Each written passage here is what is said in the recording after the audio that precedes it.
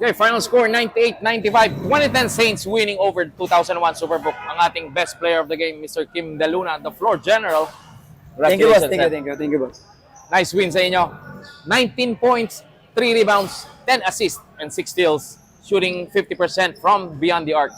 4 out of 8. So, napakagandang laro, sir.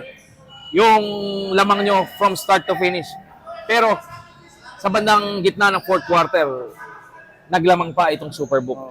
It's like, nag-seesaw battle na sa bandang fourth quarter. Pero yung composure nyo, even though na-fouled out kasi Mr. Deluna, nag-stay pa rin. Anong masasabi mo sa laro? Oh, yun, boss. Wala akong masasabi dahil swerte lang siguro, boss. Papawis lang naman, boss. Okay lang.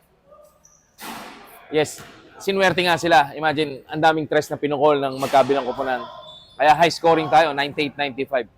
So, good win. Nagpatuloy yung winning streak ng 2010 Saints. Oh, boss. Sinong gusto mong batiin, Mr. Kim? Binabati ko yung kabats namin, boss. 2010. Tsaka yung lahat ng naglalaro sa palaro mo, boss. Tsaka palaruin mo na yung boss, season 3 para makalaro kami ulit. Thank you, boss. Thank you. Pangako yan. Sige. This summer. That's our best player, Mr. Kim Deluna. Next game natin, Group B tayo. Covenants versus Team Delta. Passion never ends. Reign of the band. From dusk till dawn. Defend our land. Kings of the north. We take a stand.